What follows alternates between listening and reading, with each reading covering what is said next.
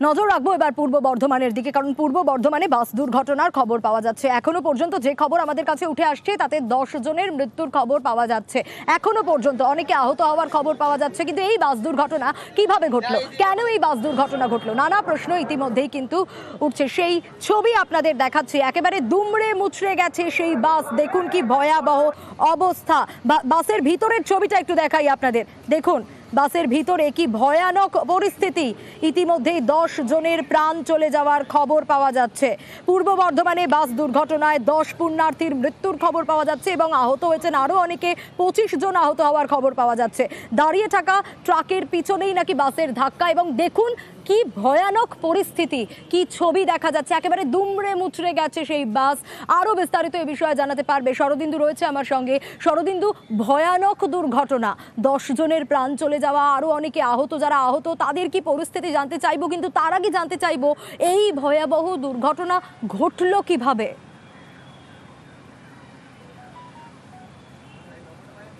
দেখো, বিহার থেকে পুণ্যার্থী বোঝাই এই বাসটি কয়েকদিন আগেই রওনা দিয়েছিল। দেওঘর হয়ে তারা এ রাজ্যে এসেছিল এবং গঙ্গা সাগরে স্নান সেরে আজ তারা বিহারের দিকে ফিরে যাচ্ছিল। এবং তখনই বর্ধমানে 19 নম্বর জাতীয় সড়কে ফাগুপুরের কাছে একটি রং বোঝাই ট্রাক, তার পেছনে এই বাসটি ধাক্কা মারে এবং বাসটির গতি যথেষ্টই বেশি ছিল এবং ধাক্কা মারার পর একেবারে ট্রাকটি সহ প্রায় 50 ফুট এগিয়ে যায়। তার মানে বোঝাই যাচ্ছে যে অভিঘাত কতটা বেশি ছিল, এবং যার ফলে ঘটনাস্থলেই 10 জনের মৃত্যু হয় এবং অনেকেই বাস থেকে তাদের দেহ বাইরে ছিটকে রাস্তায় চলে আসে। স্থানীয় বাসিন্দারা তারা গিয়ে তাদেরকে উদ্ধার করে এবং উদ্ধার করে বর্ধমান মেডিকেল কলেজ হাসপাতালে নিয়ে যায়।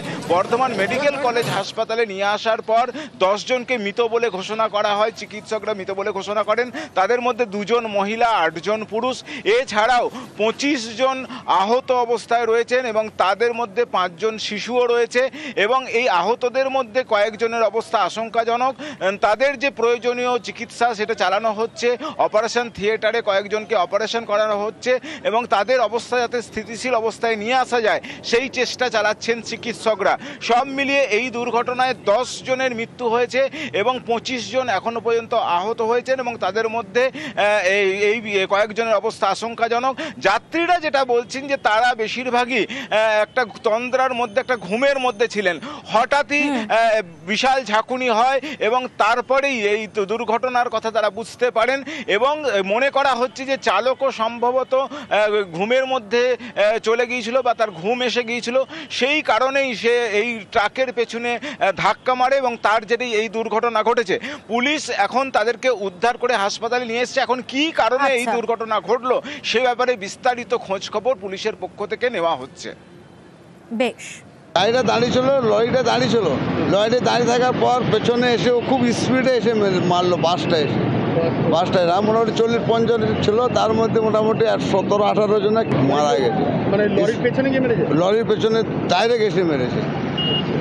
আর ওই লরিটা কি রাস্তা পাশে দাঁড়িয়ে ছিল? রাস্তা পাশে দাঁড়িয়ে ছিল। কোন দিকে লেন এটা? এটা মানে দুর্গাপুরের দিকে যাচ্ছিল। লরিটা দুর্গাপুরের দিকে যাচ্ছিল, বাসটাও দুর্গাপুরের দিকে যাচ্ছিল। বাস থেকে পুণ্যার্থী বোঝায়? হ্যাঁ, ওরা এ থেকে আসছিল, বোধহয় জল ঢেলে আসছিল তার কাছে। আমাদের এখানে সকালে যে অ্যাক্সিডেন্ট হয়েছে তার মধ্যে 10 জন মারা গেছে, 8 জন পুরুষ এবং 2 জন মহিলা। তার মধ্যে কোনো বাচ্চা নেই। 6 জন বাচ্চারা ইনজয়ার্ড আছে। তার মধ্যে একটা বাচ্চার হেড ইঞ্জুরি রয়েছে, বাকিরা মোটামুটি ঠিকই আছে। মেডিকেল কলেজের পক্ষ থেকে পুরো ট্রিটমেন্টের ব্যবস্থা করা হয়েছে। প্রিলিমিনারি যে ইনফরমেশন, যে গাড়ি চালিয়েছিল তার ঘুমিয়ে পড়েছিল, এরকমই ইনিশিয়াল খবরটা পাওয়া যাচ্ছে।